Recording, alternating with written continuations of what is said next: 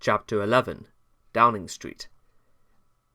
In my acceptance speech on being elected as Conservative leader, I ended with the declaration, "We will deliver, and we will deliver."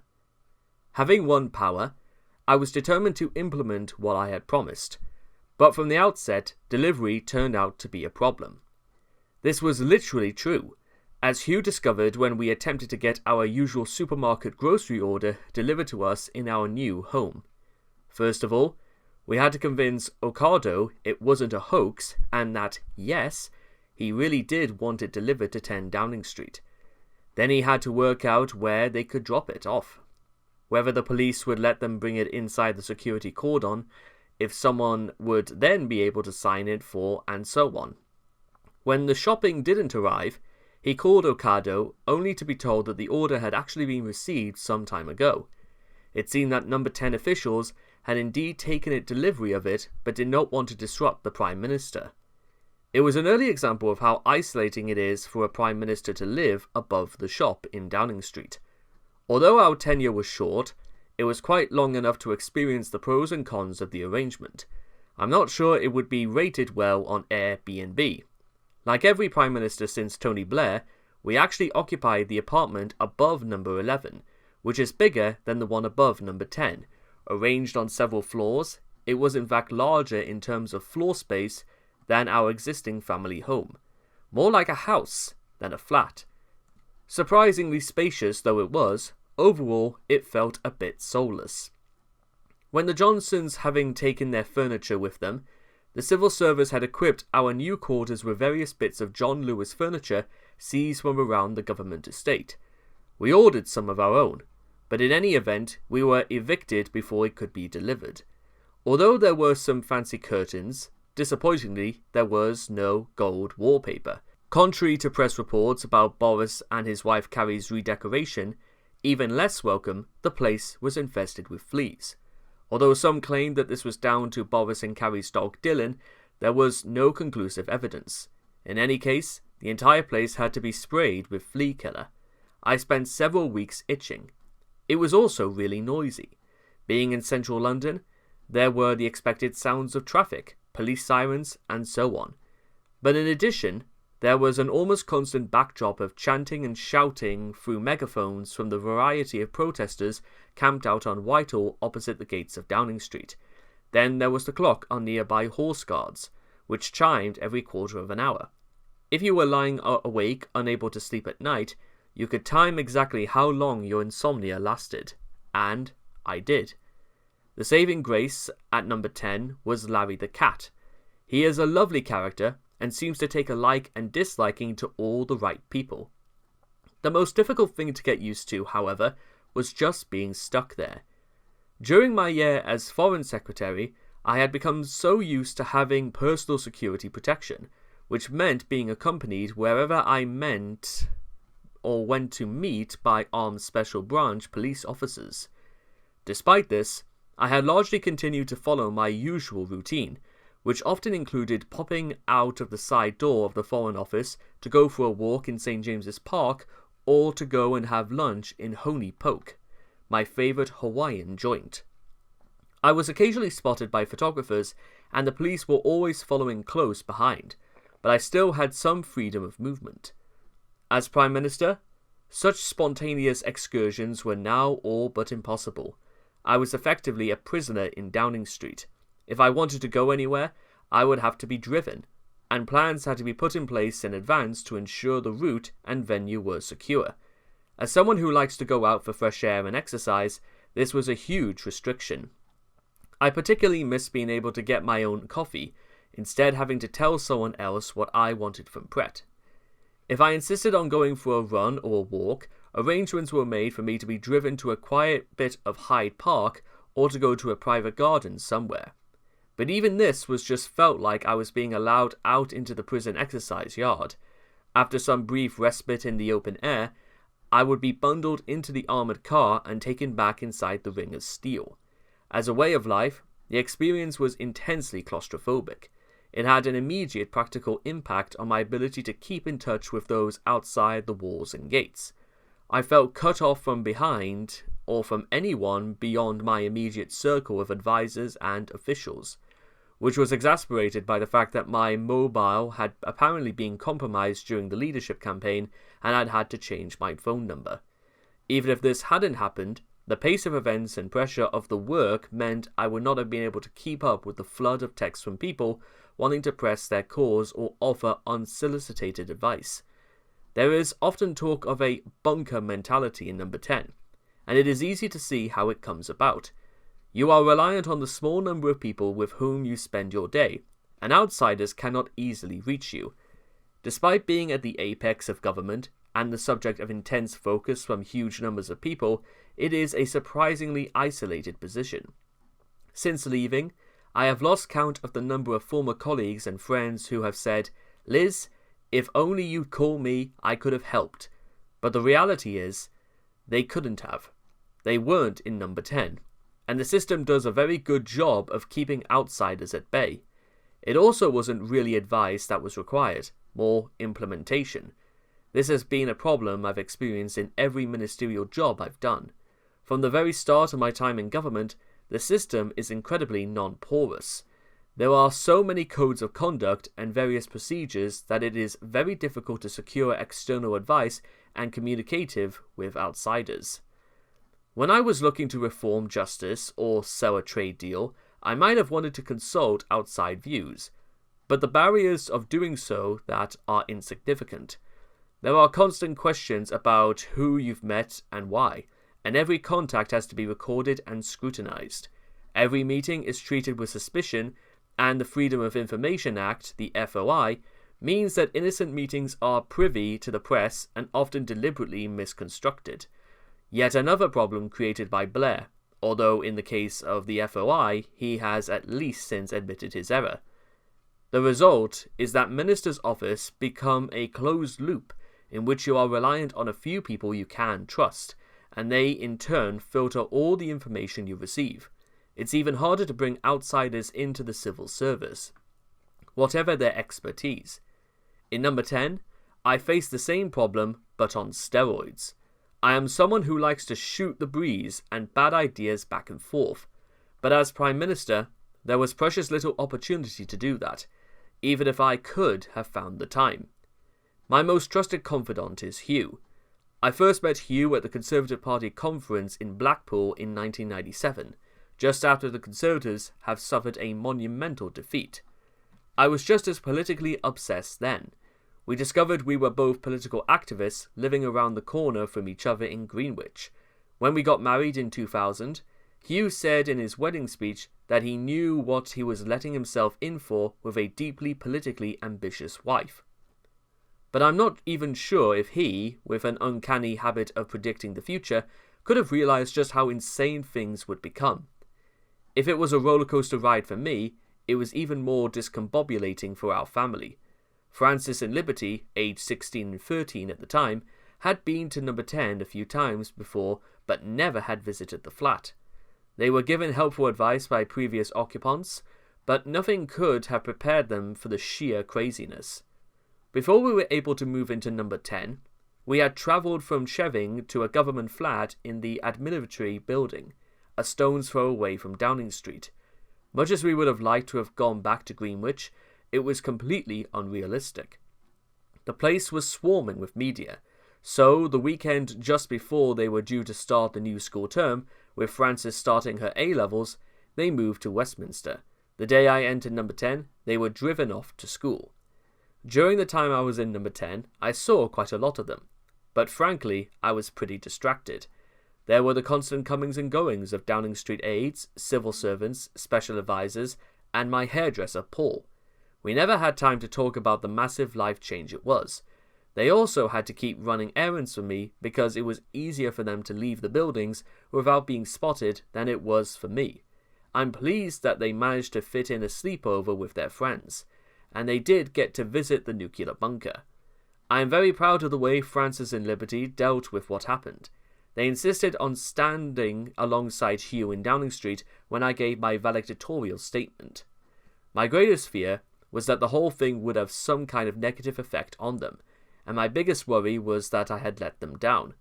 Most children find out about the fallibilities of their parents over a number of years. Mine saw all of mine publicly exposed in very short order.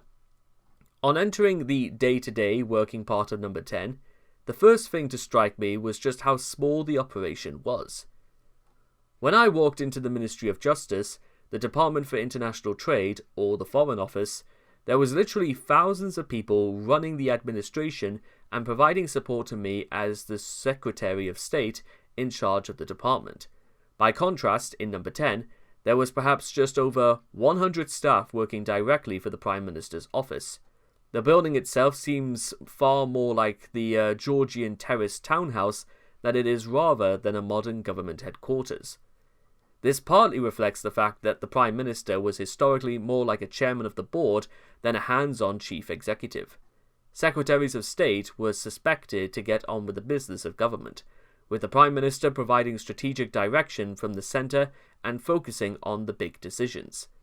However, over many years, the expectation has grown that number 10 would be much more directly involved in every aspect of government. I thought that this was a mistake, and had told MPs during the leadership campaign that I wanted to do things differently. I had lots of thoughts about how to change things on the ground, not pandering to the 24-hour media cycle involving the whip's office directly in decision-making, not having a parallel operation in number 10. It's fair to say these attempted changes fell flat. I wanted cabinet ministers to be empowered to make decisions in their departments and be responsible for doing so. I would appoint them and give them clear objectives, but would not seek to micromanage. This strategy did not work. The centralization of power in number 10 has become so ingrained that it was very hard to break. I was astonished to find, for example, that at the time of the party conference nearly a month after I took office, one of the most senior members of the cabinet still hadn't got a media special advisor. It turned out that the appointment had not yet been signed off by number 10. In my view, cabinet ministers should be able to appoint people to such roles without having to jump through the hoops of getting approval from Downing Street. The Prime Minister has the power to block things, but it is much harder to instigate them. This becomes a recipe for inaction. It's a small example, but it was sympathetic of the way number 10 had become even more focused on the miniature seeking to run the entire government itself rather than concentrating on political strategy. The apparent need to be across everything was driven in part by the increased pressure from the news media, which has come to expect and even demand that each and every news story requires a response from number 10. I wanted to get away from that, but it proved extremely difficult to change the culture. In the short term, however, my determination to try a new approach led to me to put perhaps too much trust in the Treasury to manage the run-up to the mini-budget, but more on that later. The centralisation of power in number 10 has been a long-term trend and was accelerated by Thatcher and then Blair during their lengthy tenures in office. They had large majorities and were in dominant political positions. In any case, but this has become baked into the system, so that even prime ministers in a relatively weak position are subject to the exception that they can run the whole show from the centre. We have created a system where the Prime Minister is treated like a president, but has nothing like the kind of institutional support from the office that we would expect in a presidential system. The civil servants and political staff do their best, but they end up having to cobble together very limited resources, while barely managing to cope with the intense demands. I simply didn't have enough trusted senior people on the political side who could immediately get to grips with the immense challenges of running a government. Here, I think there is a real systematic problem of a lack of supply. The reason we don't have them is clear. In government departments, cabinet ministers are now able to recruit 2 or 3 special advisors as political appointees. But the nature of the job and the pay means these are invariably younger, politically committed people in their 20s and 30s. There simply aren't the resources to hire more experienced hands in their 40s and 50s with substantial career experience. Special advisors then spend a few years doing the job before realizing the hours are ludicrous and the rewards are limited, and then they cash in by going to work in PR or lobbying for far more money and an easier life. Those who want to remain in politics and progress in their careers only have the option of entering elected politics themselves and trying to become MPs. This once again comes back to the issue of the permanent civil service and the fact that their most senior officials in government are entirely drawn from its ranks.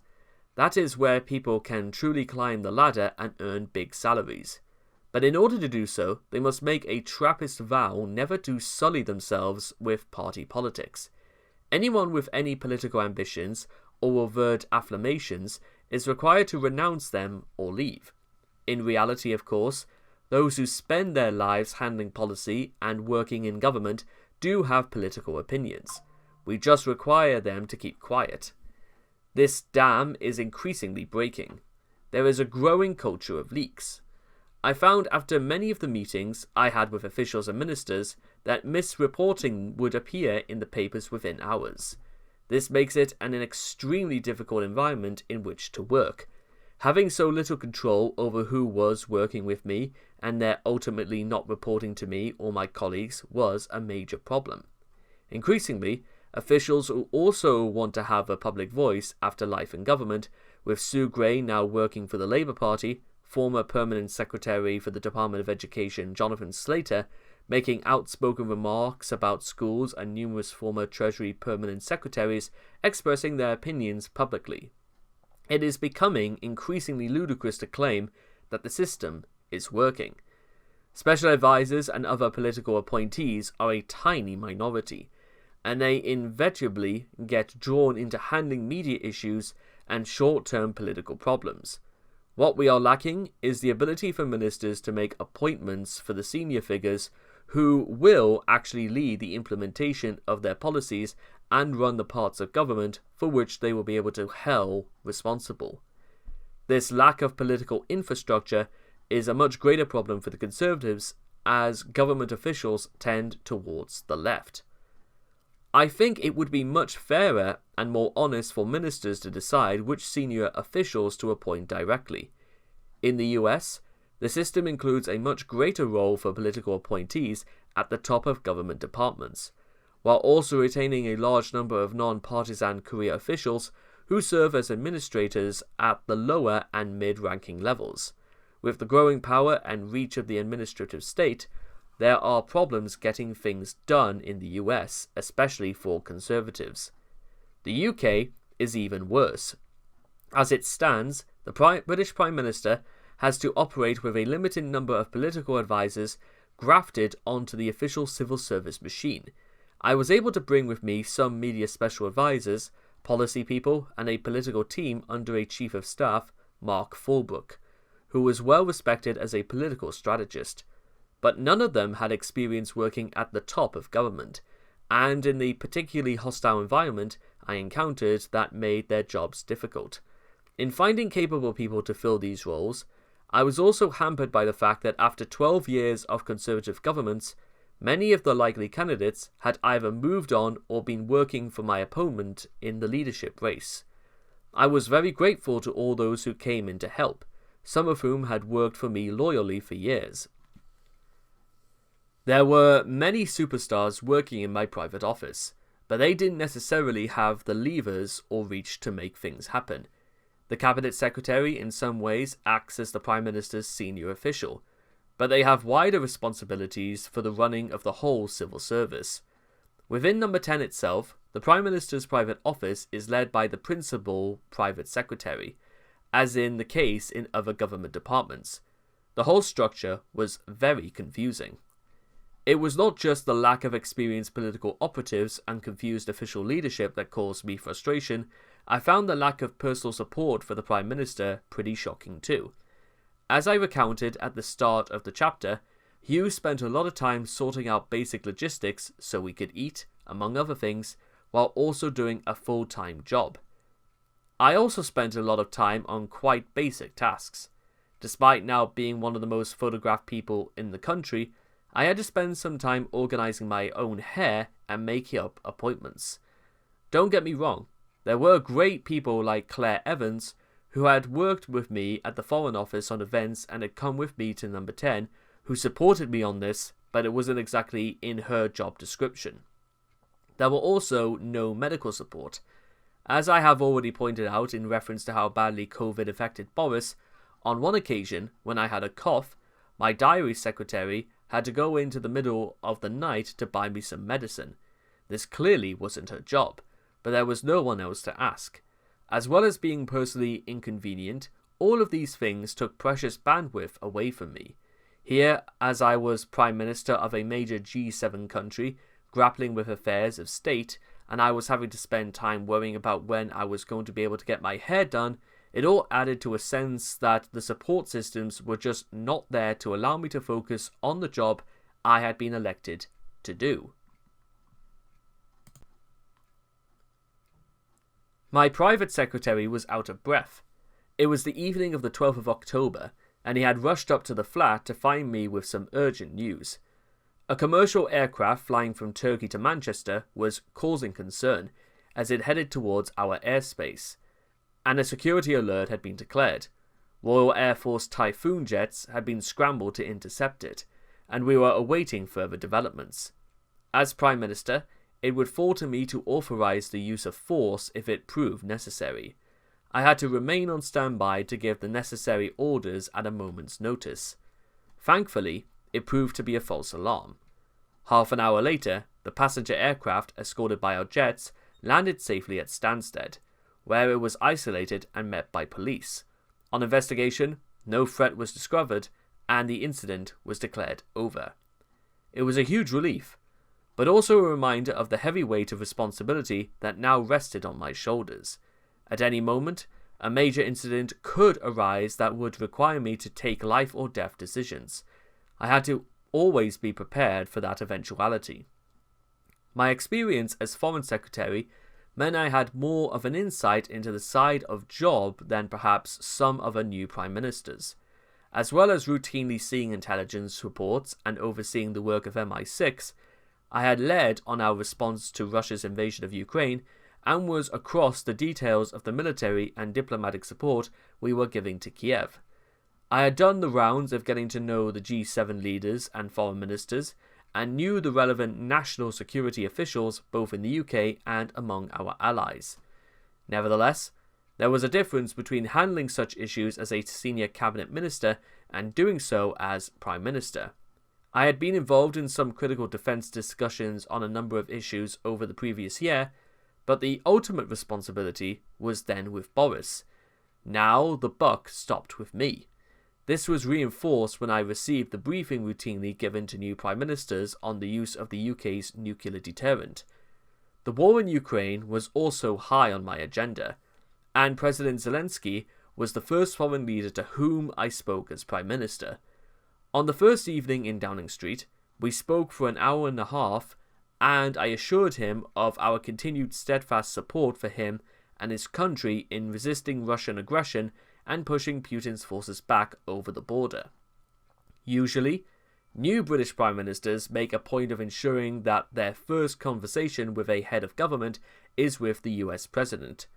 But in this instance, I was clear where the priorities lay. President Biden had to wait until later. And much of our conversation when we did speak was of course about Ukraine. I then flew to the UN General Assembly straight after the funeral of Her late Majesty. This was my best visit yet. For starters, I wasn't scheduled to meet the Russians or the Iranians. After completing my standard lap around Central Park, I arrived at the UN building where my former foreign minister friends congratulated me on the job. I also talked to European Commission President Ursula von der Leyen about UK and EU interests. I met with Biden and others from the US, including Secretary of State Tony Blinken. For the first time formally as Prime Minister, we covered all the usual subjects, and Biden regaled me with the tales of the Democratic campaign trail, including an incident in which he had fallen over. He said, "I can see them thinking, you can't get up, Grandpa." But I got up. I formed the view that he was running again in 2024. I had a sushi lunch with Prime Minister Fumio Kishida of Japan, where the legend of the Blue Stilton was once again reflected on. I also saw Israeli Prime Minister Yair Lapid, who is a great guy. When I emerged from that meeting, I was shepherded into a laundry lift. Who should be in there but Tony Blair?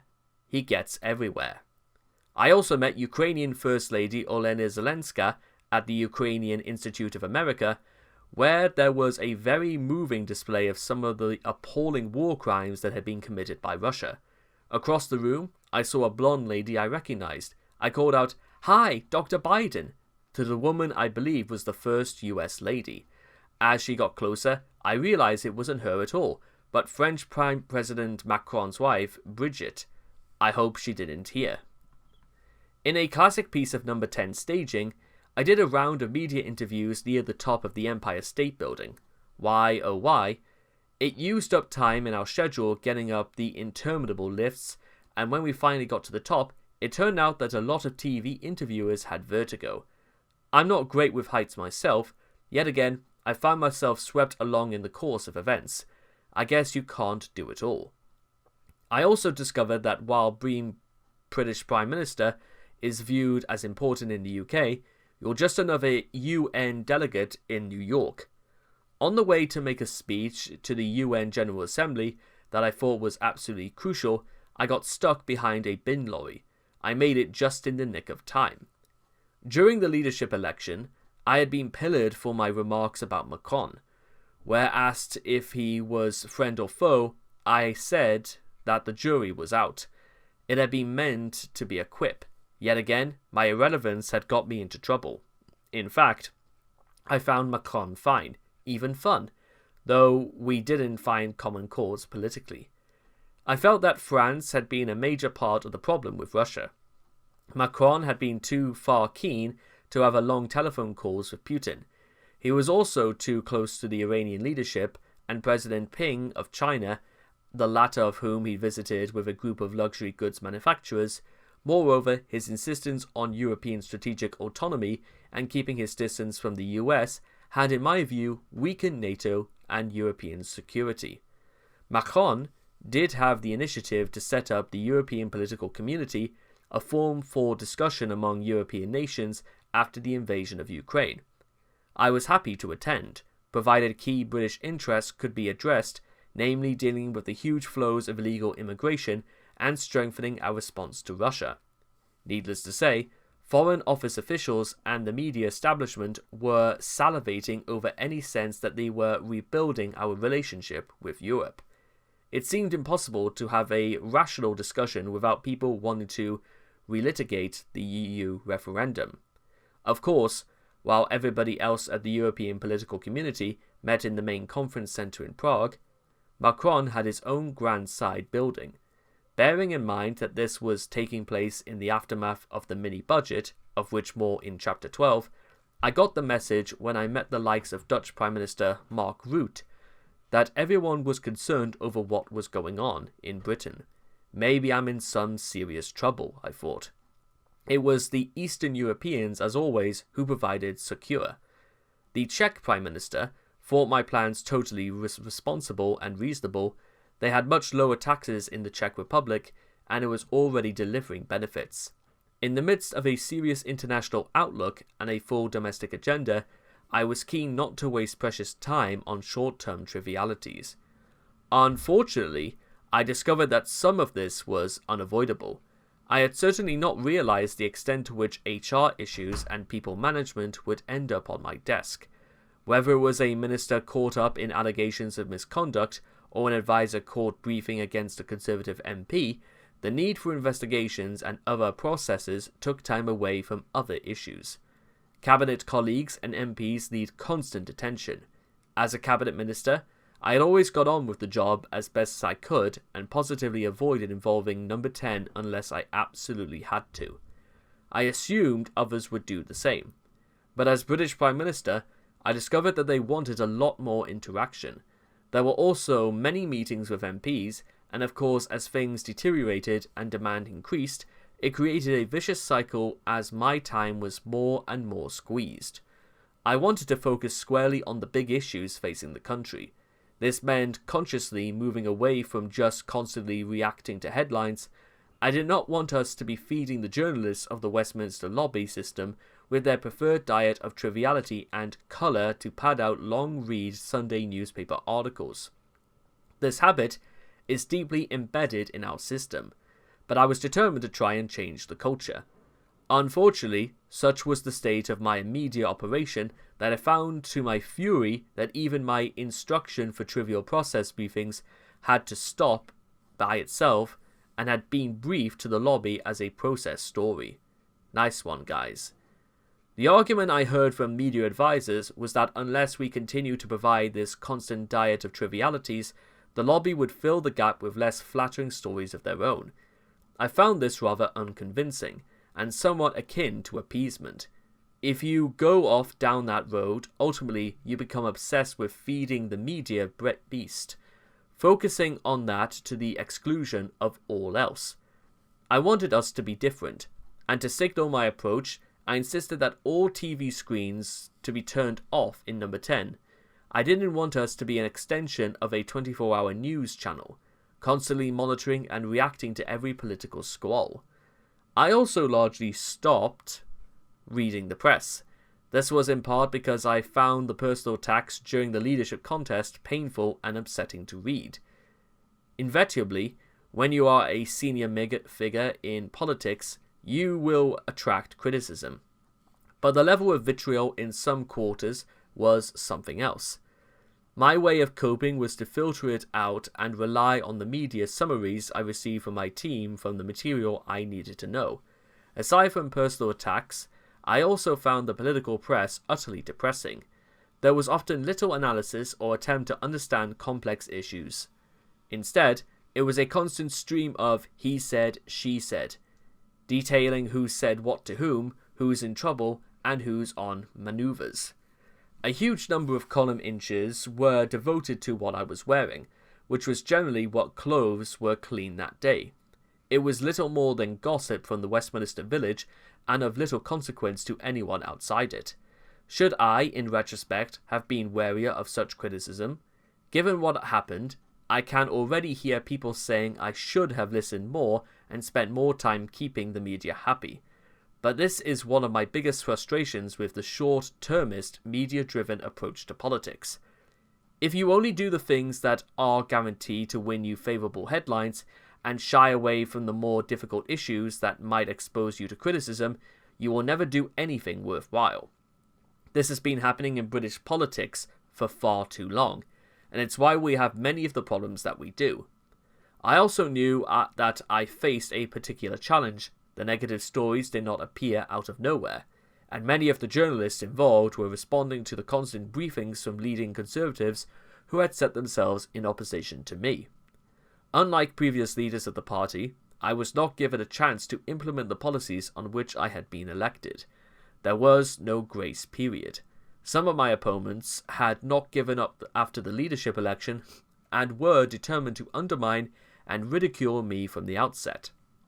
I accepted there would always be opposition to bold policies that upset the status quo, and that I would have to be ready for the backlash and abuse from the left-wing media.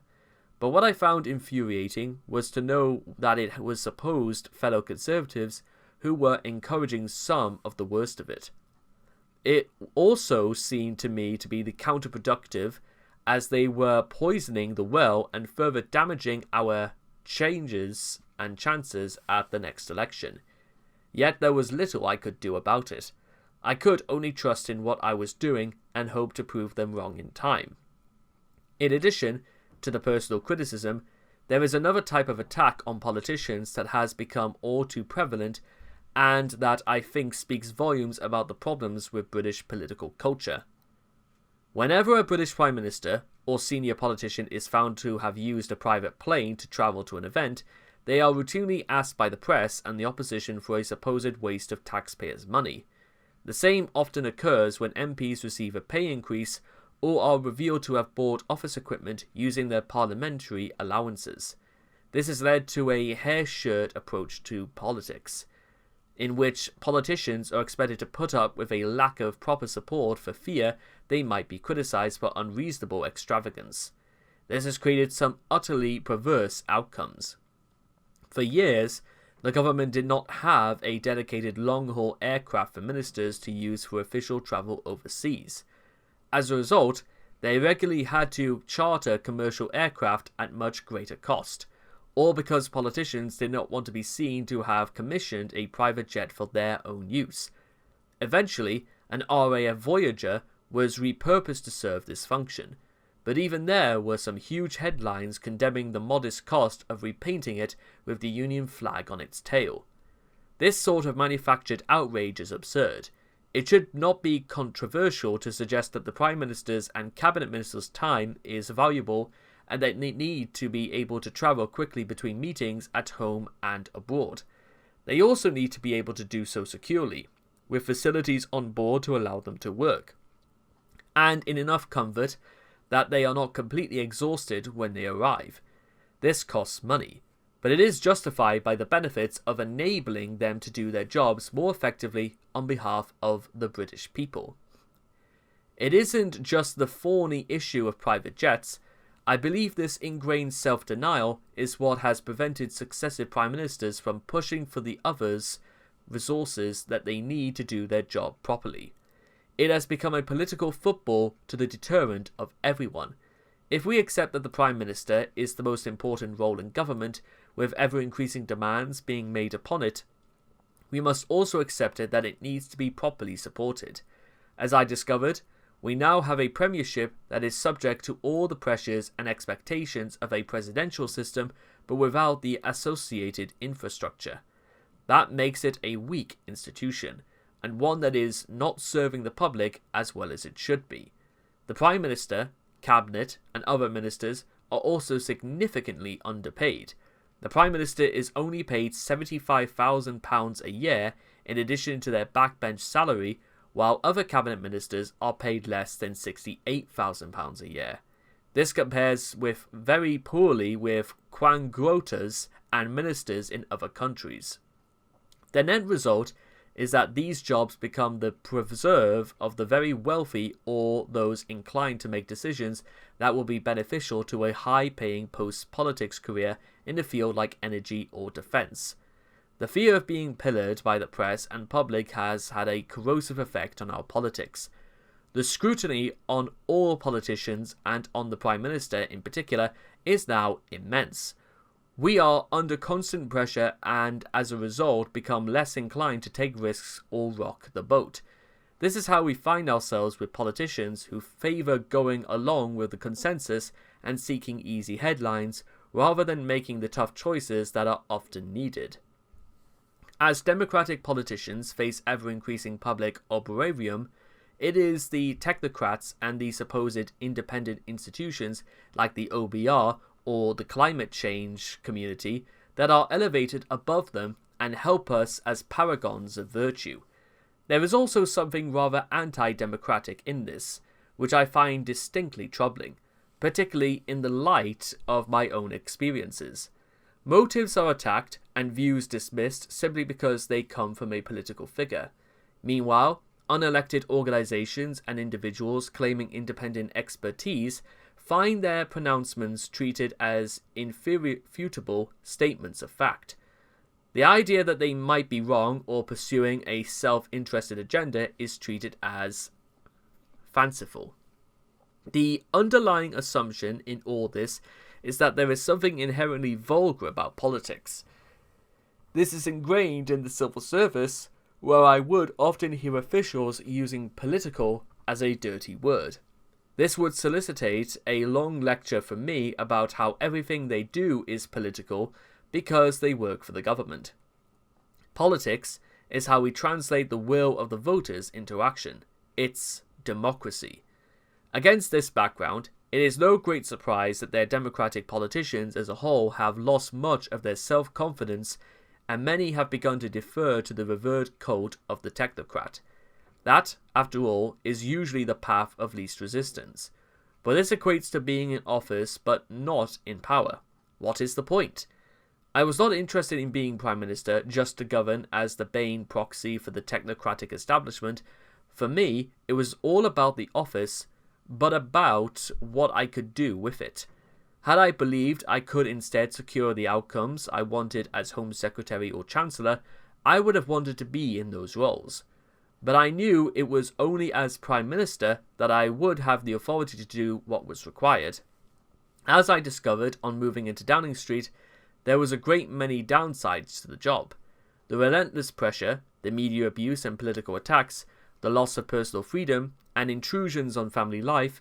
There wasn't even the much hyped gold wallpaper in the flat. The gilded cage was just a cage, with fleas. The only good reason to be in number 10 and put up with all the downsides was what I could get done while I was there. I might have secured a long tenancy, but I have been content to put off the big decisions and scale back my ambition. But I was impatient, and I had work to do. I wanted to deliver.